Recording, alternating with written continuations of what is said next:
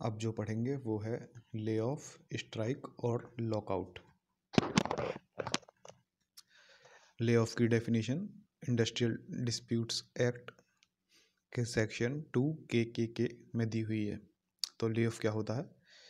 Employers refusal, failure or inability to give employment to workmen whose name is on muster roll and who have not been retrenched, okay, on account of shortage of coal, power, raw material or accumulation of stocks or breakdown of machinery or natural calamity or any other connected reason। मतलब अगर मान लो किसी industry या factory में कोल की shortage है या power की शॉर्टेज है या फिर रॉ मटेरियल नहीं है वहाँ पे, या फिर स्टॉक्स वगैरह कुछ ज़्यादा ही इकट्ठे हो गए हैं, या फिर वहाँ की मशीन वगैरह ब्रेक डाउन हो गई है, टूट गई है, रुक गई है, या फिर कोई नेचुरल कैलामिटी आ गई है, कोई बाढ़ वगैरह आ गई वहाँ पे, या फिर कोई और कनेक्टेड रीज़न हो। इन कारणों से अगर कोई एम्प्लॉयर जो है वो फेल हो जाता है अपने वर्कर्स को एम्प्लॉयमेंट देने में, जो वर्कर्स जिनका नाम मस्टर रोल पे है। मस्टर रोल होता है ऑफिशियल लिस्ट होती है वर्कर्स की कि कौन कौन वहाँ पर एम्प्लॉयड हैं, कौन कौन वहाँ पर काम कर रहे हैं, उनकी लिस्ट होती है मस्टर रोल, ठीक है।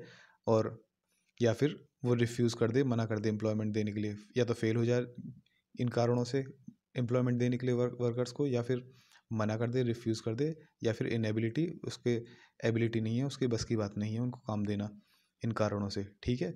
और यह रिट्रेंचमेंट नहीं होना चाहिए। तो रिट्रेंचमेंट क्या था? जब सरप्लस लेबर होती है, तो ज़रूरत से ज़्यादा लेबर होती है, तब जो ज़्यादा लेबर है उसको क्या कहते हैं? टर्मिनेट, उनकी सर्विस टर्मिनेट कर दी जाती है, उन्हें निकाल दिया जाता है, उसको रिट्रेंचमेंट कहते हैं। तो रिट्रेंचमेंट नहीं होना चाहिए, बाकी ये कंडीशंस हों तब क्या कहते हैं? वह ले ऑफ कहलाएगा। तो ये हो गया ले ऑफ। अब देखते हैं स्ट्राइक। स्ट्राइक क्या होती है? स्ट्राइक की डेफिनेशन इंडस्ट्रियल डिस्प्यूट्स एक्ट के सेक्शन 2Q में दी हुई है। ये कहती है when a body of persons employed when they are acting in combination for cessation of work, okay, any number of persons are or have been employed, their concerted refusal or refusal under common understanding to continue to work or accept employment, okay, causes demanding for reconsidering issues of retirement, expulsion और suspension। तो strike क्या होता है? Strike होता है when a body of person, मान लो एक persons की बॉडी, मतलब कि पूरा ग्रुप हो पर्सन्स का, एक्टिंग इन कॉम्बिनेशन, पूरा ग्रुप में एक्ट कर रहे हैं, वो सभी इकट्ठे एक्ट कर रहे हैं। वो किस चीज़ के लिए एक्ट कर रहे हैं? काम को रोकने के लिए, सेसेशन ऑफ वर्क, काम को रोकने के लिए, उसे स्टॉप करने के लिए, ठीक है। Any number of persons are or have been employed, या तो उस टाइम वो उसमें एम्प्लॉयड हो, या फिर क्या कहते हैं उन्हें उस टाइम निकाला गया हो स्ट्राइक से, ठीक है। तो देयर कंसर्टेड रिफ्यूज़ल, कंसर्टेड माने ठोस और इकट्ठा किया हुआ, रिफ्यूज़ल एक साथ मना कर रहे हैं किस चीज़ के लिए? टू कंटिन्यू टू वर्क, अपना काम को कंटिन्यू करने से मना कर रहे हैं, या फिर एम्प्लॉयमेंट एक्सेप्ट करने से मना कर रहे हैं, रोज़गार एक्सेप्ट करने से मना कर रहे हैं, ठीक है। और रिफ्यूज़ल अंडर कॉमन अंडरस्टैंडिंग, या फिर उन सब में आपस में कॉमन अंडरस्टैंडिंग है कि हाँ हमें मना करना है, रिफ्यूज़ करना है, टू कंटिन्यू टू वर्क, काम को जारी रखने के लिए मना करना है, या फिर जो काम है उसे एक्सेप्ट करने के लिए मना करना है।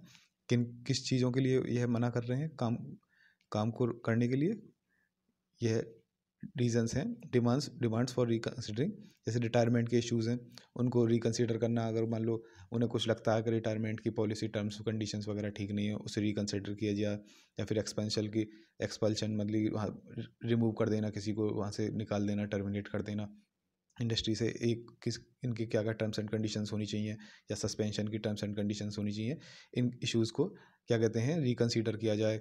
या फिर किसी को निकाल दिया, गलत वजह से निकाल दिया, उसके लिए स्ट्राइक वगैरह हो, इन चीज़ों को रिकन्सिडर करने के लिए इन इश्यूज़ को स्ट्राइक की जाती है, ठीक है। पूरे ग्रुप द्वारा की जाती है, एक्टिंग इन कॉम्बिनेशन, कंसल्टेड होता है, या फिर अंडर कॉमन अंडरस्टैंडिंग होता है, ठीक है। टू कंटिन्यू टू वर्क, काम को जारी रखने से मना करना, या फिर काम को एक्सेप्ट करने से मना करना, सेसेशन ऑफ वर्क, काम को रोकना, ठीक है। ये हो गया स्ट्राइक। एक क्वेश्चन आता है कि is strike a fundamental right? क्या यह फंडामेंटल राइट है? इसका आंसर है नो, ये फंडामेंटल राइट नहीं है। Although it is a right, हालांकि एक राइट है, but not a fundamental right, लेकिन फंडामेंटल राइट नहीं है। ये एक राइट है, जैसे कॉमन लॉ के अंडर एक राइट है, एक कॉमन लॉ राइट है, लेकिन फंडामेंटल या एब्सोल्यूट राइट नहीं है। इसकी भी टर्म्स एंड कंडीशंस होती हैं। तो स्ट्राइक वगैरह जो है, स्ट्राइक, धरना और प्रोसेशन वगैरह निकालना, ये सब एक राइट है, लेकिन फंडामेंटल राइट नहीं है। ये किन किन केसेस में कहा गया है? कामेश्वर सिंह वर्सेस बिहार वाले केस में और BR Singh versus union of India वाले केस में ये बात कही है कि ये फंडामेंटल राइट नहीं है। ये हो गई स्ट्राइक। अब देखते हैं लॉकआउट। लॉकआउट की डेफिनेशन जो दी रखी है वो इंडस्ट्रियल डिस्प्यूट्स एक्ट के सेक्शन 2E में दी हुई है। इसमें कहा गया है कि temporary closing of a place of employment. Okay, अगर कोई जगह है जहाँ पे काम चल रहा है, जैसे कोई इंडस्ट्री है, उसको टेम्पररी अगर क्लोज कर दिया जाए या फिर सस्पेंशन ऑफ वर्क, या फिर काम को कुछ टाइम के लिए रोक दिया जाए, सस्पेंड कर दिया जाए। Refusal to continue to employ persons employed, या फिर वहाँ पे जो काम कर रहे हैं उनको क्या कहते हैं, उनको कंटिन्यू टू एम्प्लॉय, मतलब कि उनका क्या कहते हैं, एम्प्लॉयमेंट को वहीं पे रिफ्यूज़ कर दिया जाए, उनको काम देने से मना कर दिया जाए। ये सब टेम्पररी बेसिस पे होता है, कुछ टाइम के लिए, ठीक है। तो किसके द्वारा? एम्प्लॉयर द्वारा। एम्प्लॉयर अगर कोई डिमांड रखता है कि ऐसे होना चाहिए और वर्कर्स वगैरह मना कर रहे हैं, तो अगर उसको लगता है कि वर्कर्स पे अगर प्रेशर बनाया जाए, उन्हें कंपेल किया जाए उसकी एम्प्लॉयर की टर्म्स एंड कंडीशंस एक्सेप्ट करने के लिए, तो एम्प्लॉयर्स वगैरह ऐसे लॉकआउट करते हैं, टेम्पररी क्लोज कर देते हैं इंडस्ट्री को, या फिर काम को सस्पेंड कर देते हैं, या फिर उन्हें मना कर देते हैं काम देने के लिए। तो it does not include discharge. Discharge मतलब रिमूवल, मतलब कि वहाँ से फैक्ट्री से निकाल देना, ये लॉकआउट में नहीं आता, ठीक है। तो ये होगा लॉकआउट। एक बार क्विक रिवीजन देख लेते हैं इनका। तो ले ऑफ क्या था? ले ऑफ था सेक्शन 2 के में दिया था कि अगर एम्प्लॉयर जो है फेल हो जाता है या रिफ्यूज़ कर देता है, उसकी इनेबिलिटी है वर्कर्स को एम्प्लॉयमेंट देने के लिए, जो वर्कर्स का नाम मास्टर रोल पे हो, लेकिन रिट्रेंचमेंट ले ऑफ में नहीं आता। रिट्रेंचमेंट मतलब कि आपका जब कोई वर्कर्स जो हों सरप्लस में हो जाएं, स्टाफ सरप्लस में हो जाए, जितनी ज़रूरत है उससे ज़्यादा हो जाए, on account of lay off क्यों किया जाता है? रिफ्यूजल, फेलियर या फिर इनेबिलिटी क्यों कब आती है? जब आती है जब शॉर्टेज हो जाए, या तो कोल, पावर या फिर रॉ मटेरियल की, तो काम हो ही नहीं सकता उस टाइम, या फिर एक्यूमुलेशन ऑफ स्टॉक ज़्यादा हो जाए, या फिर ब्रेक डाउन ऑफ मशीनरी बंद हो गई, तो फिर कैसे एम्प्लॉयमेंट वगैरह देंगे वो, ठीक है। या फिर कोई नेचुरल कैलेमिटी आ जाए, बाढ़ वगैरह आ जाए, तो वहाँ पे काम रुकना पड़ेगा, तो उस टाइम एम्प्लॉयमेंट नहीं दे सकता एम्प्लॉयर वर्कर्स को, ठीक है। या फिर कोई अदर रीज़न हो कनेक्टेड, ठीक है। अब स्ट्राइक देख लेते हैं, क्या पढ़ा था हमने? स्ट्राइक सेक्शन 2Q में दिया हुआ था कि बॉडी ऑफ पर्सन्स, मतलब कि ये बॉडी ऑफ पर्सन एक सारा ग्रुप जो है पर्सन्स का जो एम्प्लॉयड हो उस फैक्ट्री में, when they are acting in combination, एक ग्रुप में एक्ट कर रहे हैं, कॉम्बिनेशन में एक्ट कर रहे हैं फॉर सक्सेशन ऑफ वर्क, काम रोकने के लिए, काम को रोक दिया जाए, पूरा ग्रुप कह रहा है काम रोक दिया जाए, ठीक है। ये एनी नंबर ऑफ पर्सन, कितने भी नंबर हो सकता है, are or have been employed, okay, या तो उस टाइम ही काम कर रहे हों या फिर काम कर चुके हों, for their concerted refusal. Concerted माने एक ठोस इकट्ठा क्या कहते हैं, जॉइंट तरीके से रिफ्यूज़ल करना, या फिर रिफ्यूज़ल और रिफ्यूज़ल अंडर कॉमन अंडरस्टैंडिंग, उनके आपस में कॉमन अंडरस्टैंडिंग हो कि हाँ हमें रोकना है काम। टू कंटिन्यू टू वर्क, काम को जारी रखने से मना करना, या फिर एक्सेप्ट एम्प्लॉयमेंट, काम को लेने से मना करना। इसके कॉजेज़ क्या क्या हैं? स्ट्राइक क्यों की जाती है? जैसे डिमांड फॉर रिकन्सिडरिंग इशूज़, डिमांड की जाती है कि इन इश्यूज़ को रिकन्सिडर किया जाए, ठीक। कौन से इश्यूज़? रिटायरमेंट, एक्सपल्शन निकालना, सस्पेंशन, इन सब इश्यूज़ को रिकन्सिडर किया जाए, इस चीज़ के लिए स्ट्राइक की जाती है।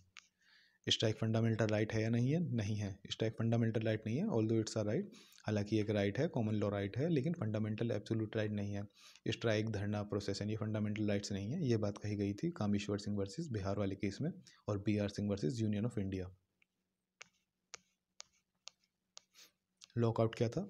लॉकआउट जो है एम्प्लॉयर द्वारा किया जाता है, फैक्ट्री मालिक वगैरह मैनेजमेंट द्वारा किया जाता है। सेक्शन 2E में दिया हुआ है कि temporary closing of a place of employment, कोई प्लेस ऑफ एम्प्लॉयमेंट है उसे टेम्पररी क्लोज करना, या फिर सस्पेंशन ऑफ वर्क को सस्पेंड कर दिया जाए, या फिर refusal to continue employ person employed, जो पर्सन वहाँ पे एम्प्लॉयड है उनको काम देने से मना कर दिया जाए, ठीक है। इसमें डिस्चार्ज जो है, डिस्चार्ज या एक्सपेंशन, ये रिमूवल, ये इंक्लूड नहीं है ले ऑफ में, वो लॉकआउट में, सॉरी लॉकआउट में। लॉकआउट टेम्परेरी बेसिस पे किया जाता है। तो ये आपके ले ऑफ, स्ट्राइक और लॉकआउट हो गए हैं। रिवीजन के लिए PDF चाहिए ये लेबर और इंडस्ट्रियल लॉ की, तो कमेंट बॉक्स या डिस्क्रिप्शन बॉक्स में लिंक मिल जाएगा, वहाँ से ले सकते हैं। नेक्स्ट हम देखेंगे लीगल और इलीगल स्ट्राइक और लीगल और इलीगल लॉकआउट क्या होते हैं। ठीक है, लीगल एंड इलीगल स्ट्राइक और लॉकआउट ये क्या क्या होते हैं, क्या क्या कंडीशंस और सर्कमस्टेंसेस होते हैं, ये नेक्स्ट वीडियो में।